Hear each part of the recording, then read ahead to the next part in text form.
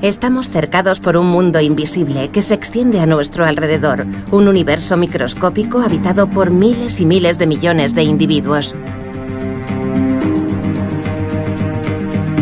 Algunos se han instalado en nuestros hogares, en nuestra piel e incluso en nuestros cuerpos.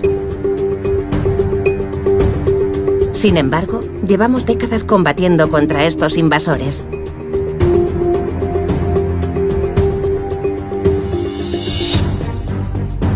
Nos vacunamos, ingerimos antibióticos, desinfectamos, esterilizamos.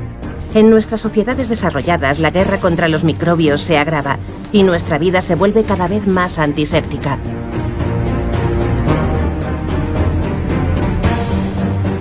Utilizando este tipo de medidas higiénicas, hemos conseguido reducir la mortalidad infantil y la propagación de enfermedades infecciosas. ¿Pero deberíamos combatir contra todos los microbios sin distinción? ¿Representan todos una amenaza para la humanidad? ¿Cómo sería el mundo si pudiéramos agitar una varita mágica y hacer que todos estos minúsculos habitantes de nuestro mundo desaparecieran súbitamente?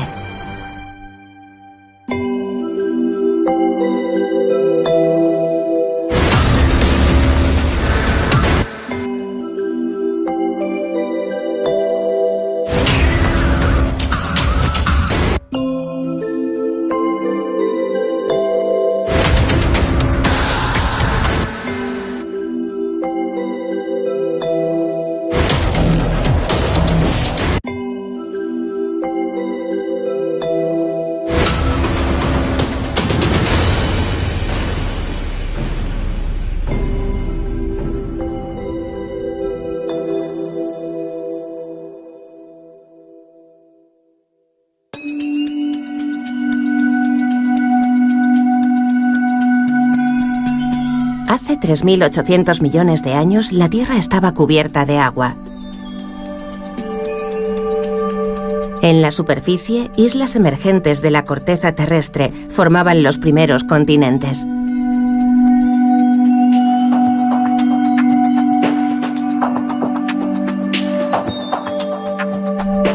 Pero la atmósfera era tóxica, el calor abrasador y nuestro joven planeta estaba siendo bombardeado constantemente por meteoritos. Sin embargo, fue exactamente en ese periodo cuando en el fondo de nuestros océanos comenzaron a aparecer los primeros seres vivos, las bacterias. Estos microorganismos formados por una sola célula son los antepasados de todas las otras formas de vida. Y todavía hoy son los verdaderos amos de nuestro planeta. Han colonizado todos los hábitats, desde las profundidades de los océanos hasta los bosques tropicales, desde los áridos desiertos hasta los páramos helados de los polos, desde la remota campiña hasta nuestras superpobladas megalópolis.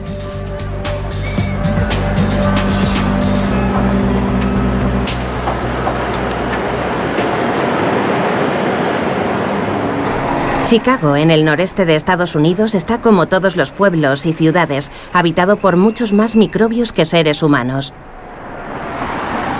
Aquí, en la prestigiosa Universidad de Chicago, el microbiólogo Jack Gilbert tiene pasión por este mundo invisible y en gran medida incomprendido. Estimamos que hay entre 100.000 millones y 1 billón de especies de bacterias. 1 billón de especies de bacterias. Usted, un ser humano, tiene alrededor de 1.000 especies. 1 gramo de tierra puede contener 1.000 millones de especies o 1 millón. No lo sabemos. No podría existir un mundo o incluso la vida tal y como la conocemos sin bacterias, sin hongos, sin esos virus que hemos llegado casi a odiar.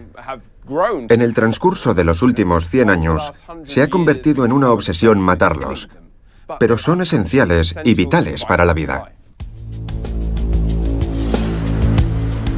La propia palabra microbio puede hacer que nos sintamos incómodos. Es sinónimo de suciedad y enfermedad. Soñamos con un mundo libre de estos minúsculos invasores.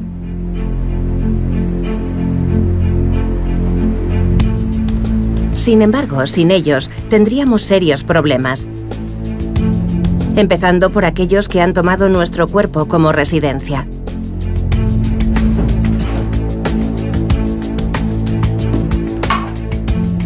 La próxima vez que se mire en un espejo, tenga en cuenta esto. Cada ser humano es un ecosistema viviente que proporciona un hogar a 10 veces más células germinales que células humanas. Cada ser humano tiene unos 100 billones de bacterias viviendo en su cuerpo. Entre el 90 y el 95% de esas bacterias viven en nuestros intestinos. Y el resto en la piel, en la boca, cualquier parte del cuerpo tiene su propia comunidad de bacterias. Aproximadamente 1 kilo de nuestro cuerpo está compuesto de bacterias. Es una cantidad considerable y están intrincadamente vinculadas a nuestra salud y bienestar. Y solo estamos empezando a desvelar esas complejidades, esas redes de relaciones.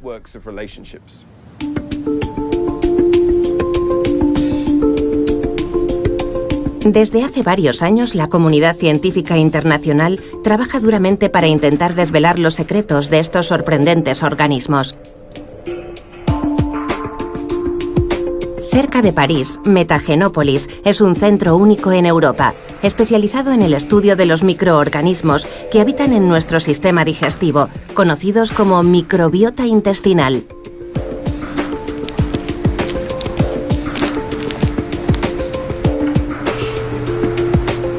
Cada día los equipos que trabajan aquí reciben unas muestras bastante peculiares y un tanto hediondas. Los científicos la denominan materia fecal o, coloquialmente, excrementos humanos.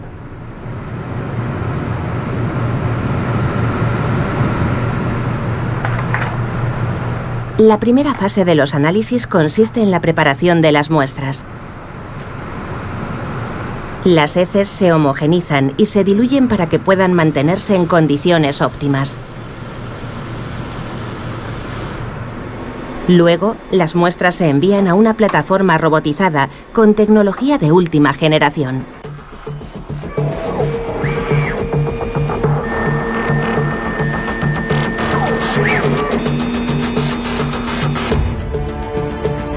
Las paredes celulares de los microorganismos se destruyen, dejando solo su ADN.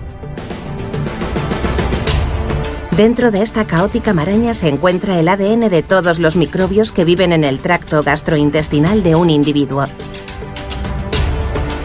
Esta jungla de genomas se divide entonces en fragmentos regulares que posteriormente se copian a sí mismos miles de veces, utilizando un cóctel de moléculas específicas. Los innumerables fragmentos obtenidos así se colocan en una última máquina, el secuenciador de alto rendimiento.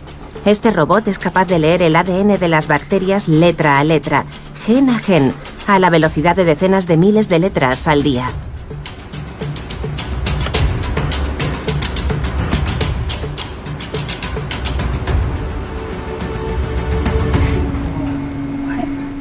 La masa de datos así obtenida es entonces clasificada y analizada, utilizando software bioinformático especializado.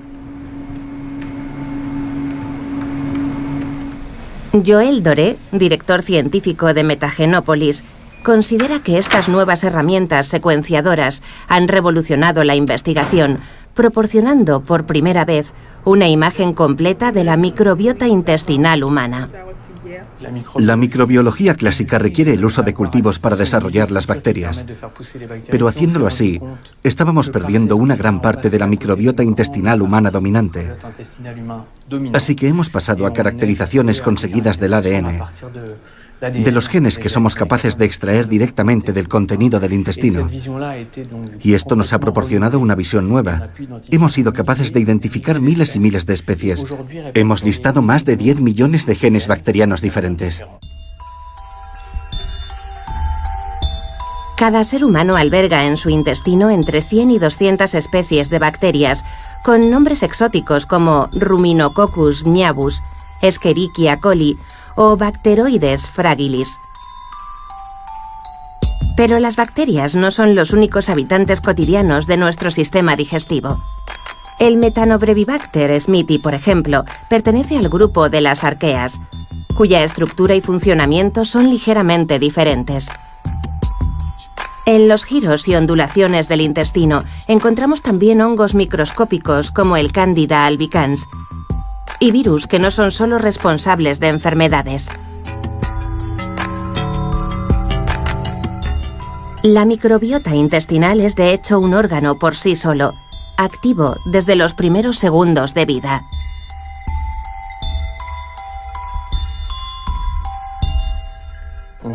El feto, en el útero, es estéril y en el nacimiento descubre el mundo de los microbios. Entonces se producen importantes desarrollos condicionados por la forma en que nace el bebé, ya sea vaginalmente o mediante cesárea, por exposición a antibióticos u otros tratamientos y por la alimentación también, ya sea con leche materna o de fórmula. Luego, de forma gradual, durante los primeros 3 años más o menos, la microbiota se construye, se diversifica y se convierte en extraordinariamente estable. Desde nuestro primer llanto hasta nuestro último aliento, estos seres invisibles están colonizando cada rincón de nuestro sistema digestivo. Y a cambio de alojamiento y comida, nos proporcionan todo tipo de servicios.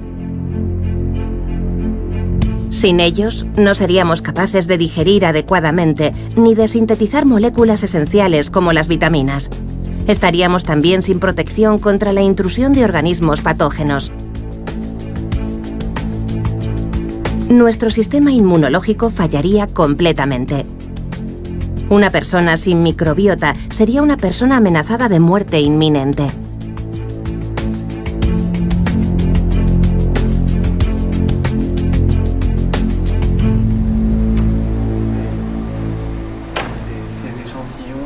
Duško Erelić dirige el proyecto Metagenópolis. Este reconocido profesor es uno de los pioneros en el estudio de la microbiota intestinal. No alberga ninguna duda sobre la enorme importancia que este mundo invisible tiene para nuestra salud. El tener numerosas especies microbianas parece que está relacionado con una mejor salud general. Por otro lado, una pérdida de esta riqueza puede asociarse con comunidades microbianas que producen menos cantidades de sustancias necesarias para la salud de nuestro intestino y con una producción elevada de sustancias proinflamatorias. Y hay que señalar que la inflamación es en realidad un componente de muchas, o tal vez de todas las enfermedades crónicas que están en constante aumento desde hace décadas en nuestras sociedades.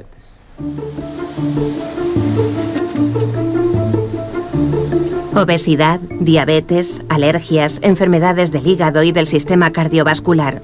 En los países industrializados estas patologías se están propagando a un ritmo acelerado y parece ser una consecuencia directa de ciertos cambios en la flora intestinal de las poblaciones. Los motivos son el uso de antibióticos a gran escala, unas medidas higiénicas cada vez más drásticas y, por encima de todo, una dieta en la que la concentración de azúcar y grasa es cada vez mayor.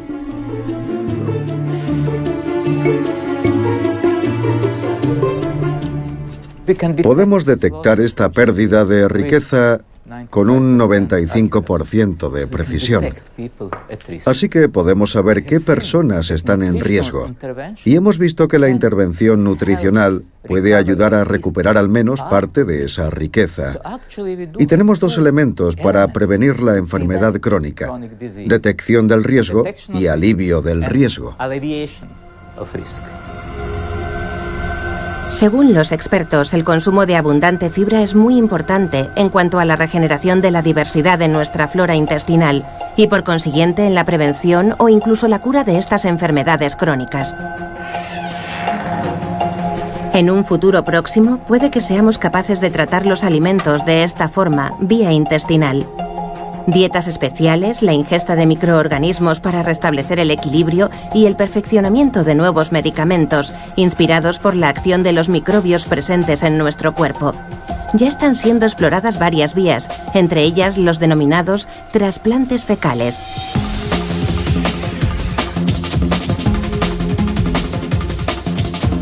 El principio de este sorprendente trasplante es muy sencillo. Se toman las heces de un individuo sano y se purifican. Luego, mediante una colonoscopia, se introducen en el aparato digestivo del paciente receptor. El trasplante microbiano se está utilizando como la cura principal para infecciones persistentes por Clostridium difficile, que provoca diarrea crónica. La gente padece diarrea crónica durante años. Son tratados con antibióticos, se sienten mejor, pero luego recaen. El trasplante microbiano cura el 90% de los casos. Al cabo de un día se sienten mejor y no vuelven a recaer. La investigación sobre la microbiota intestinal humana acaba de comenzar y podría revolucionar nuestro concepto de la medicina y la prevención de enfermedades. Según los expertos, los microbios que viven dentro de nosotros podrían ejercer una influencia mucho más allá de nuestros intestinos y sistema inmunológico. Podrían estar manteniendo una conversación permanente con nuestro cerebro.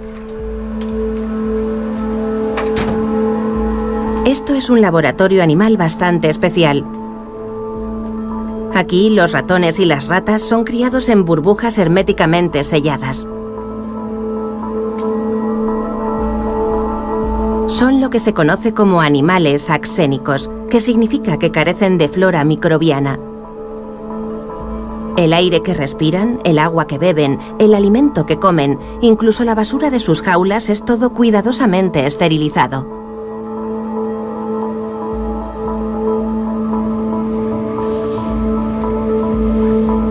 Laurent Nodon es neurofarmacólogo. Está estudiando los niveles de ansiedad en ratones axénicos.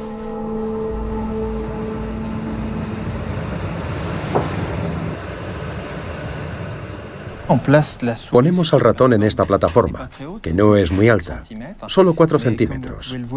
Pero, como ven, el ratón tiene muchas dudas a la hora de descender. Tiene miedo de hacerlo. Un animal realmente ansioso permanecerá en la plataforma, aunque volvamos a hacer la prueba 3 veces en el transcurso de 5 minutos. Por otro lado, ratones sin ansiedad descenderán en menos de 1 minuto, y cuantas más veces los coloques ahí, más rápidamente bajarán. Esta prueba nos muestra que los ratones axénicos sufren más ansiedad que los ratones normales. En todo el mundo, los científicos están llevando a cabo experimentos para comparar el comportamiento de ratones axénicos con el de sus congéneres normales. Aquí, por ejemplo, miden el tiempo que emplean las ratas en los pasillos abiertos y cubiertos de un aparato experimental. Habitualmente un animal normal explorará más las zonas abiertas, mientras que una rata axénica que sufre una mayor ansiedad tiende a esconderse en las sombras. Este vínculo entre la microbiota y el cerebro en la neurobiología representa algo totalmente nuevo, algo que nadie tomaba en consideración. Hablar de un vínculo entre la microbiota y el cerebro hace 5 o 6 años habría hecho sonreír a la gente. Ha sido en los últimos años cuando nos hemos dado cuenta de este importante vínculo que no habíamos tenido en cuenta. Y puede cambiar por completo nuestro enfoque en lo que concierne a las enfermedades psiquiátricas y a las terapias que utilizamos para estas enfermedades. La investigación en los humanos no ha hecho más que empezar. Los primeros resultados parecen indicar que nuestras bacterias intestinales tienen una influencia en algunos aspectos de nuestro comportamiento y pueden incluso influir en enfermedades neurológicas graves como el autismo, el Parkinson o el Alzheimer. ¿Cómo pueden los microbios influir en nuestro cerebro hasta tal extremo? Para averiguarlo, se necesitarán años de investigación. Mientras tanto, mantener una población microbiana sana y variada en los recovecos de nuestro intestino parece ser una manera eficaz de protegernos contra muchas enfermedades de la mente y también del cuerpo. Es importante considerar que no somos solamente un organismo humano. Somos una simbiosis entre nuestra parte humana y nuestros microbios. Y asumiendo el hecho de que somos una simbiosis entre nuestros microbios y nuestras células, nos estamos proporcionando los medios para tener una mejor salud de forma permanente. Los miles y miles de millones de bacterias, arqueas y hongos microscópicos que viven dentro de nosotros distan mucho de ser un enemigo al que debamos combatir. Muy al contrario, son nuestros aliados indispensables y deberíamos cuidar muy bien de ellos. Pero este mundo invisible y multitudinario no solo reside en nuestros intestinos. Cada rincón del cuerpo humano está, de hecho, colonizado. Cada parte de nuestro cuerpo tiene un ecosistema microbiano único. Nuestra boca es muy diferente al interior de nuestro cuerpo, porque aquí hay oxígeno. Aquí en nuestro intestino hay muy poco oxígeno. Tenemos distintos ecosistemas con respuestas diferentes. Nuestro codo es diferente a nuestra mano. Nuestro pie a la parte posterior de nuestro cuello o al interior del oído. Son ecosistemas diferentes que los microbios han colonizado, porque encontraron un motivo para estar ahí. Encontraron una habilidad para adaptarse y para explorar ese mundo microbiano y convertirlo, por así decirlo, en su hogar. Las partes más grasas de nuestro cuerpo, como la cara, el cuello y la espalda, están dominadas por la familia de las propionibacterias. Las zonas más bien húmedas, como las axilas, el pliegue del codo y el espacio entre los dedos de los pies, están habitadas principalmente por corinebacterias. Los estafilococos se encuentran principalmente en regiones más secas, como el antebrazo o las piernas. Hay unas 15 especies diferentes detrás de nuestros oídos, 700 especies en nuestra boca y varias docenas en nuestros orificios nasales y nuestros ojos. El teléfono móvil es realmente una extensión de nosotros mismos, cubierto de millones de bacterias, que en su mayor parte han llegado allí desde nuestras manos y nuestra boca. De hecho, cada parte de nuestro cuerpo constituye un nicho ecológico especial. A nivel microscópico, nuestras axilas son tan diferentes a nuestros brazos como la selva tropical amazónica y el desierto del Sáhara. Todos estos organismos microscópicos juegan un papel esencial a la hora de defendernos de ataques externos. ¿Qué ocurriría si desaparecieran todos de repente? ¿Podríamos sobrevivir sin ellos?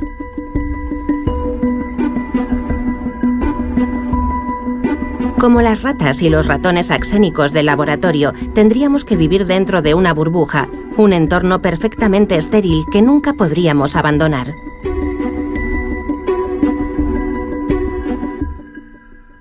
Puede que hayan oído hablar del niño burbuja. Un niño que nació con una inmunodeficiencia severa. No podía sobrevivir en el mundo exterior porque habría sido atacado por patógenos y habría muerto. Su cuerpo no podía controlar las bacterias. No podía tener contacto físico. Nunca pudo ser abrazado por su madre. Es una forma horrible de existir en el mundo. Y murió por una infección patógena que contrajo. A mí no me gustaría vivir esa vida. Sería una existencia sin sentido. Un intento absurdo querer permanecer así de estéril.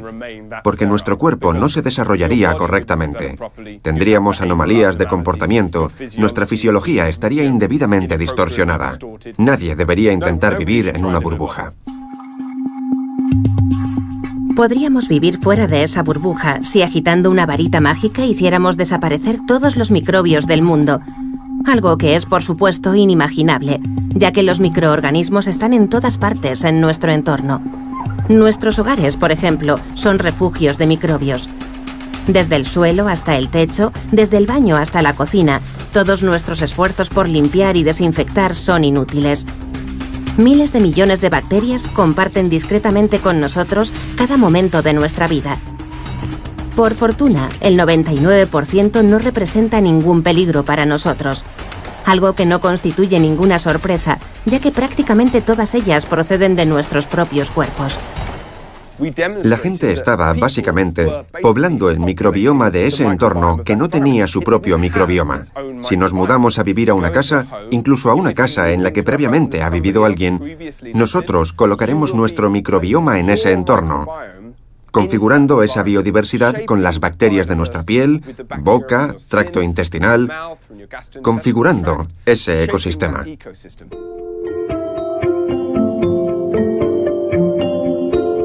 De hecho, cada uno de nosotros es una auténtica fuente de microbios, un manantial inagotable.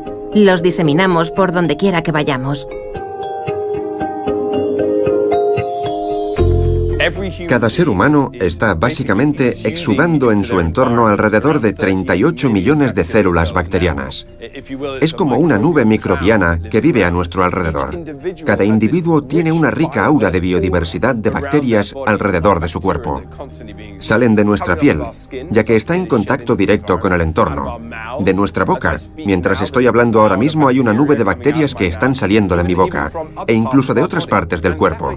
Podríamos asustarnos, pero si nos paramos a pensar, nosotros como especie hemos evolucionado en comunidades. Nuestros abrazos, besos, nuestra interacción física son potencialmente un resultado de los beneficios de compartir bacterias que se encuentran en nuestra comunidad más próxima. Tal vez, si alguien que tiene una comunidad microbiana sana pudiera compartir esa comunidad, podría beneficiar la aptitud evolutiva, las posibilidades de tener más descendencia de esa tribu o población.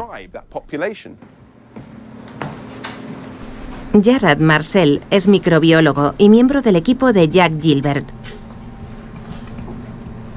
Hoy está realizando un trabajo práctico en casa para uno de los proyectos del laboratorio, al que llaman Proyecto de Microbiomas en el Hogar. Durante 6 semanas, 20 científicos voluntarios como Jarrad han estado pasando bastoncillos humedecidos por mesas, suelos, interruptores de luz y picaportes, desde la cocina hasta el baño, e incluso en los dormitorios, pasillos e inodoros. Al mismo tiempo han estado tomando muestras de las manos, nariz y pies de todas las personas que viven en la casa. Todas las muestras son cuidadosamente registradas y enviadas al laboratorio, donde serán analizadas exhaustivamente.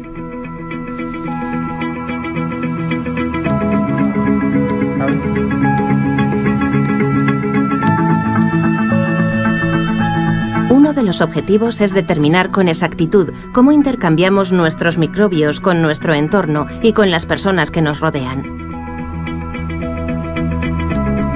Mediante la compilación de decenas de miles de datos, Jarrad y sus colegas han trazado las redes de interacción en cada uno de los hogares estudiados. Todos los puntos marcados en rojo corresponden a muestras humanas: las manos, los pies, la nariz. Y los puntos azules son muestras del entorno, como suelo, cocina, pomos, encimera. Lo que estamos viendo, en este caso en la casa de Jack, son movimientos directos de bacterias. Las bacterias de las manos, por ejemplo, probablemente acaban en la encimera, en los pomos o en los interruptores de luz. Las bacterias de los pies acaban en el suelo y en los elementos asociados con el suelo. También observamos interacciones directas entre los habitantes de la casa. Por ejemplo, la mano de una persona es probable que toque la mano de otra. Es probable que Jack abrace a sus hijos o que bese a su mujer. Es decir, interacciones normales en la vida de cualquier hogar. Cada área de nuestra casa está habitada por ecosistemas microbianos específicos, procedentes de las diferentes partes de nuestro cuerpo. Pero en la casa de la familia de Jarrad encontramos otros habitantes. Ven, Dominó. 2 perros adultos, cada uno de ellos con su propia población microbiana. La presencia de los 2 canes cambia radicalmente el perfil de los intercambios entre los humanos y su hogar. Los perros lo trastocan todo. Se convierten en superautopistas de la información. Y la pregunta es, ¿por qué? Bueno, la cuestión es que cuando añadimos un perro al conjunto, este influye en nosotros y en la casa más de lo que la casa y nosotros influimos en el perro. Es decir, que el perro dirige el sistema. ¿Y por qué? Porque a nuestro perro no le importa lo que toca con el hocico o con las patas. Tocará todo lo que pueda tocar. La consecuencia es que las redes de interacción microbianas se vuelven locas. Nuestras manos entran en contacto con el suelo, nuestros pies entran en contacto con nuestra cara, la lengua del perro con nuestras fosas nasales y así sucesivamente. Y se produce lo que podríamos llamar una sobrecarga de intercambio microbiano. Solemos pensar que nuestra casa se convierte en un entorno sucio que requiere ser limpiado más a menudo. Pero lo que hemos observado y lo que nos enseña la literatura científica es que las personas que conviven con perros son más resistentes al asma y a otras alergias, porque somos colonizados por más microbios. lo que nos expone de forma natural a diferentes tipos de alérgenos. Nuestro organismo puede desarrollar así mecanismos de resistencia y herramientas de defensa, y también puede regularse ante la presencia de estas bacterias en nuestro hogar. Muchos microbiólogos están ahora convencidos de que la obsesión actual por la esterilidad no es solamente un esfuerzo vano, sino que de hecho es manifiestamente perjudicial. No es un mundo sin bacterias lo que necesitan nuestros hogares, sino un mundo enriquecido con ellas. Jack Gilbert piensa que deberíamos tener al menos una decena más de especies a nuestro alrededor. Entonces, ¿cuál es la solución? Hacer algo sensato. Salir más al exterior, dar un paseo por el parque, hacer labores de jardinería, manipular la tierra, tener animales dentro de nuestra casa. Tal vez tener plantas de interior, aunque no tenemos pruebas, aparte de las estadísticas sobre el asma, que indiquen que representan un beneficio significativo. Pero no hacen ningún daño, y es bastante probable que resulten beneficiosas para nuestra salud. Pero incluso fuera de nuestros hogares, nuestro entorno es cada vez más aséptico. Nuestras ciudades crecen año tras año y el asfalto se extiende, haciendo prácticamente imposible cualquier contacto con la tierra. El resultado es que nuestra exposición a los microbios se está reduciendo drásticamente y las incidencias de asma y alergias se están disparando en las áreas urbanas. Desde el final de la Segunda Guerra Mundial, el número de personas afectadas se ha cuadruplicado. Esta distancia cada vez mayor entre los seres humanos y los microorganismos preocupa a una serie de expertos. En un intento por abordar el problema, Jack y su equipo han implementado un amplio estudio de las poblaciones microbianas en el corazón de las principales ciudades estadounidenses. Durante meses han analizado parques, superficies de agua, calles e incluso las paredes de los edificios. Ya han cartografiado las poblaciones microbianas del río Chicago y de todo Central Park en Nueva York. Lo que queremos saber es, si un niño crece en una casa cerca de un parque o cerca de un ambiente donde hay muchos animales, ¿es menos probable que desarrollen asma, alergias o intolerancias a los alimentos? ¿Es posible que rediseñando nuestras ciudades y aumentando la microbiodiversidad a la que están expuestos nuestros hijos en un entorno urbano, podamos aliviar estas condiciones y mejorar su calidad de vida? En las grandes ciudades modernas existen unas pocas zonas dispersas, como parques y ríos, con una rica microbiodiversidad.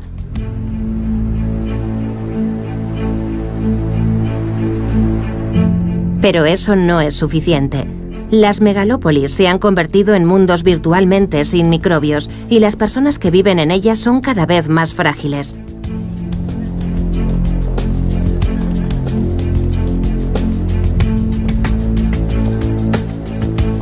¿Entonces la solución sería irse a vivir al campo? Un estudio científico reciente parece ir en ese sentido.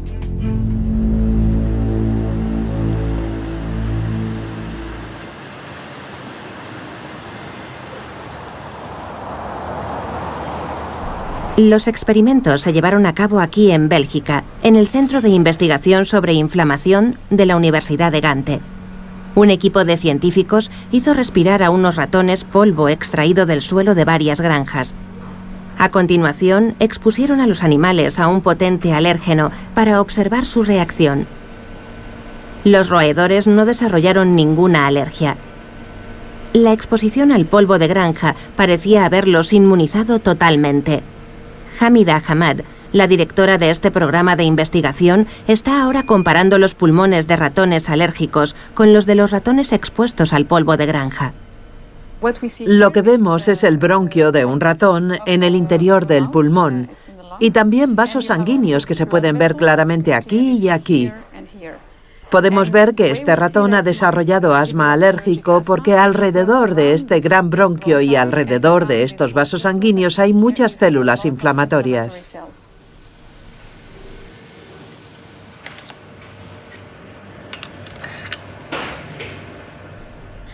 Aquí vemos de nuevo el bronquio de un ratón y aquí los vasos sanguíneos. Y lo primero que observamos en este ratón es que no hay células inflamatorias alrededor de los vasos sanguíneos. El espacio está bastante vacío y tampoco hay nada alrededor de este bronquio que sugiera la presencia de células inflamatorias. Eso significa que está sano y no ha desarrollado asma.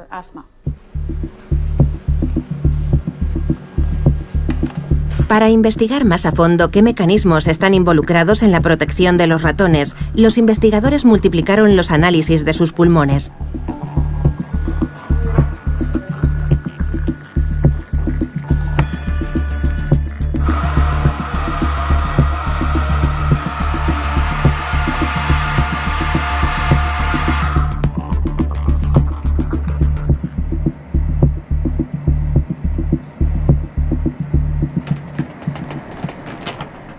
Cuando observamos de nuevo los genes que se expresan en estas células epiteliales previamente expuestas al polvo de granja, vemos un fuerte aumento de la expresión de una enzima llamada A20. Y esta enzima detiene toda la cascada de señalización necesaria para activar las células epiteliales, de modo que ya no reaccionan ante la presencia de un alérgeno. ¿Qué es lo que ha causado el aumento de la expresión de la enzima A20 y la supresión de la reacción inflamatoria? Los científicos intentan responder a este interrogante, pero existen ya varias moléculas sospechosas y dichas moléculas provienen precisamente de las bacterias presentes en las granjas. El profesor Bart Lambrecht es neumólogo. Ha estado trabajando con Hamida Hamad en el estudio del polvo de granja. ¿Siente mucho dolor? Mi marido está resfriado. ¿Y le ha afectado a usted? Sí, lo he notado.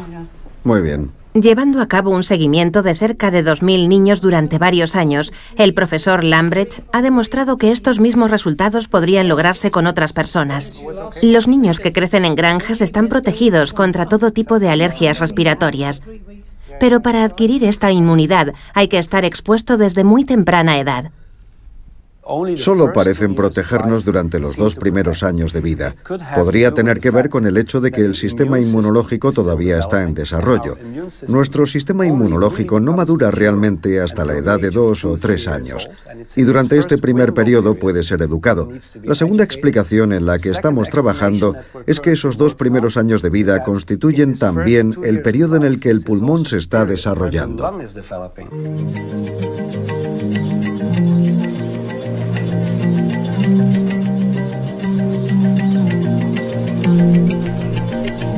Existe otro parámetro sorprendente con respecto a la adquisición de esta protección. Solo un tipo particular de granja parece ofrecer a los niños una inmunidad completa. En los estudios que hemos realizado hemos observado específicamente el polvo de las granjas lecheras. Así que la gran pregunta es, ¿funcionaría con cualquier granja? ¿Funcionaría con una granja avícola, una granja de cerdos o con grandes granjas productoras de carne? Y la mayoría de los datos parecen indicar que este efecto solo se produce cuando se trata de granjas lecheras. El motivo es que una granja lechera es un ambiente muy específico. Hay un montón de heno en el establo. El heno está seco, con lo cual genera un polvo en particular, y las vacas están en contacto muy estrecho con los seres humanos, algo que no ocurre en otras granjas.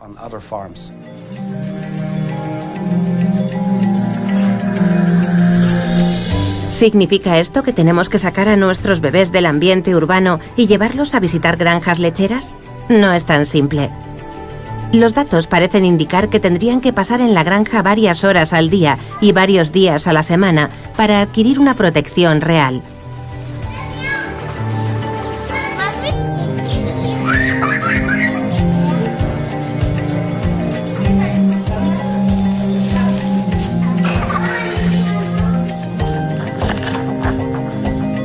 A pesar de ello, el mensaje parece claro para los habitantes de las ciudades. Incluso sin adquirir una inmunidad total, podemos al menos limitar los riesgos, enriqueciendo nuestro ambiente microbiano.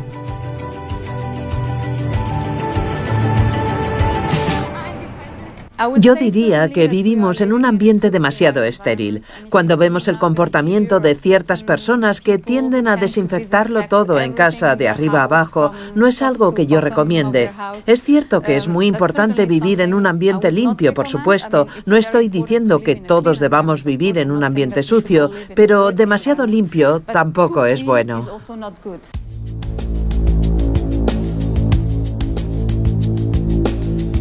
No existe la menor duda del papel primordial que desempeñan los microorganismos en nuestra vida cotidiana. Una persona sin microbios en los intestinos o en la piel sería una persona peligrosamente debilitada, incapaz de alimentarse correctamente o defenderse contra agentes patógenos.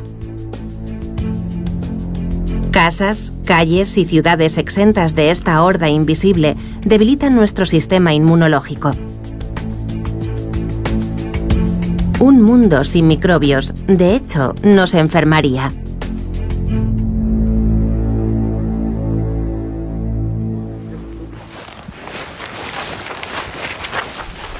Pero la importancia de estos miles de millones de organismos microscópicos va mucho más allá de nuestra salud. Uno de los principales hábitats de los microbios apenas se tiene en cuenta y, sin embargo, está justo debajo de nuestros pies.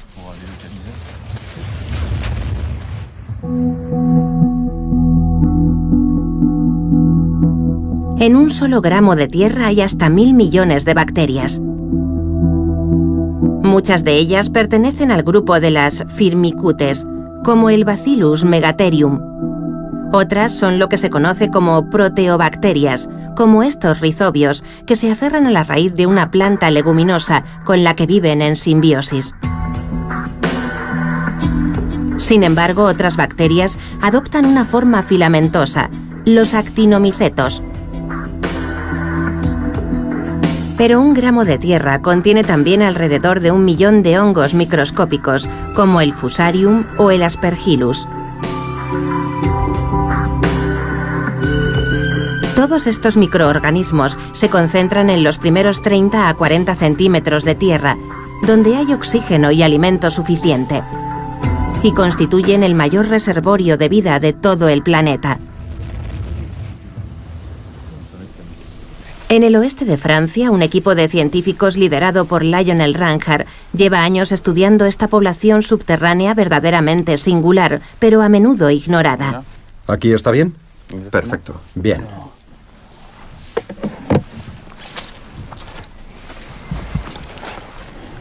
Ah, muy bien. Hoy están tomando muestras de diferentes tipos de suelo para comparar la biodiversidad que hay en cada uno de ellos. Hay una enorme densidad vegetal. En el suelo hay muchas raíces visibles, por lo que incluso antes de realizar los análisis, sabemos que en este suelo, con una textura fina, bajo una cubierta vegetal permanente y bastante rica en materia orgánica, deberíamos encontrar multitud de microorganismos. Ahora se dirigen al campo vecino de colza.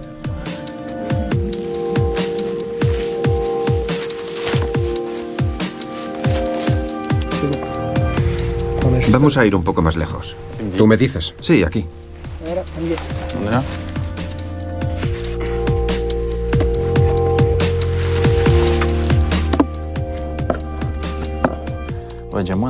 Hay menos raíces que en el otro campo. Por el tipo de raíces se puede ver que se trata de colza y nada más.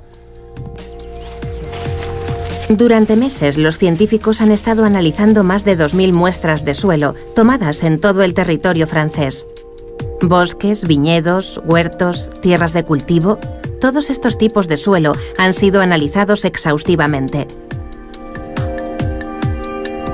Este experimento, único en su género en todo el mundo, ha demostrado que el suelo de bosques y praderas contiene más bacterias y hongos que el de la tierra cultivada, a menudo dañada por el arado y el uso de productos químicos.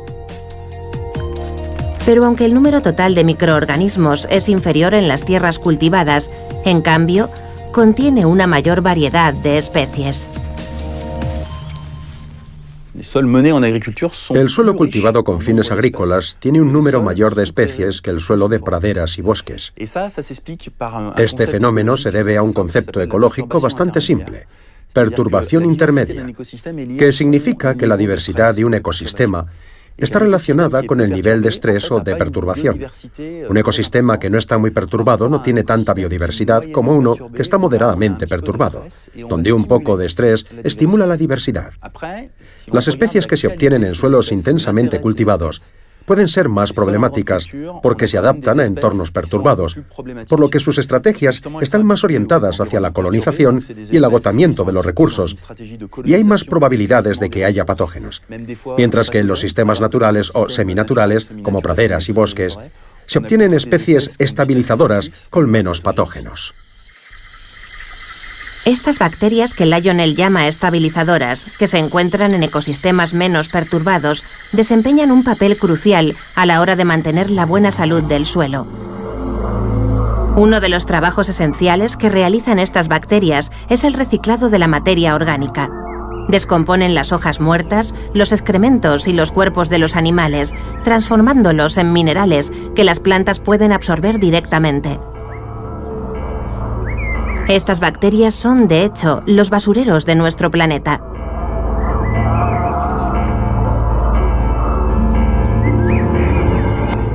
Los experimentos de laboratorio han demostrado que cuanto más numerosa y diversa sea la población de bacterias, más eficaz será el reciclado.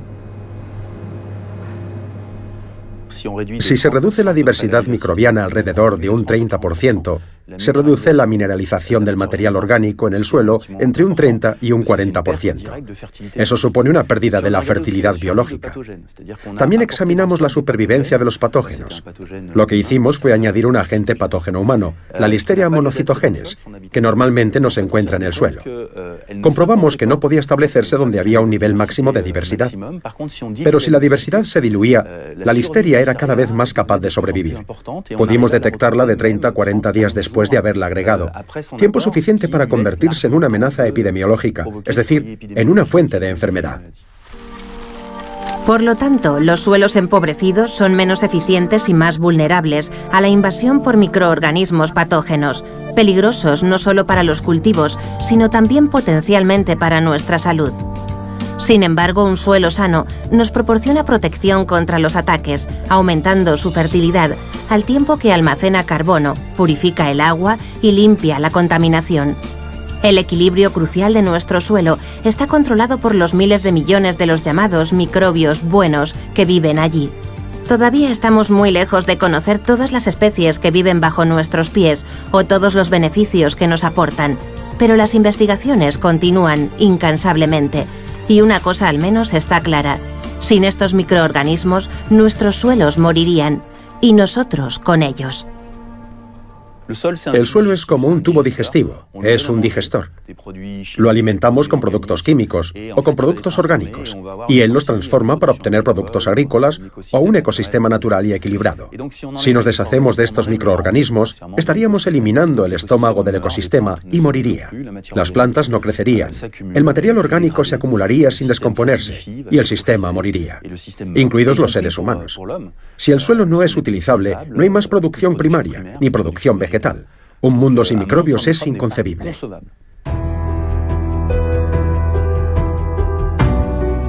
Desde las tierras de cultivo a los bosques más densos, desde los polos helados a los océanos más profundos, desde los parques de las ciudades hasta nuestros hogares, desde el exterior de nuestra piel hasta el interior de nuestros cuerpos, los microbios se han adaptado a todo tipo de ambientes. Y sin darnos cuenta, toda nuestra existencia depende de este mundo invisible.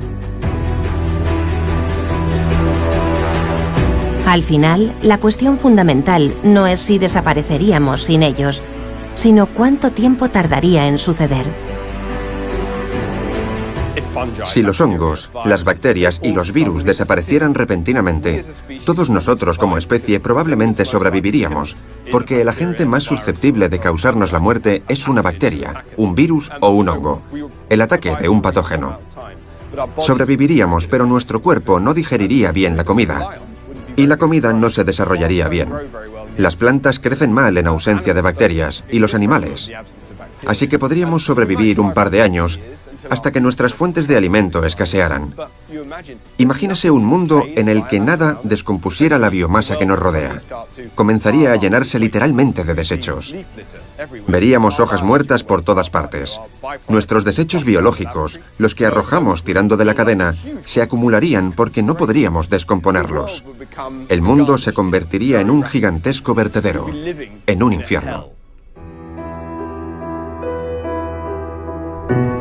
Sin este mundo invisible que bulle a nuestro alrededor, la vida en la Tierra sería virtualmente imposible. Después de algunos años de guerra y hambruna, la humanidad finalmente perecería bajo una montaña de desechos. Por fortuna, no es un escenario muy probable. Los microbios estaban aquí mucho antes que nosotros y seguirán estando mucho tiempo después de que nosotros nos hayamos extinguido. Los microbios han estado aquí durante 3.800 millones de años. Los organismos que podemos ver llevan aquí unos 500 millones de años. Como especie, los seres humanos llevamos aquí entre 200.000 y 400.000 años. Los microbios son la verdadera forma de vida de este planeta. Nosotros somos solo un destello. Ellos nos han colonizado y seguirán aquí después de nuestra desaparición como especie.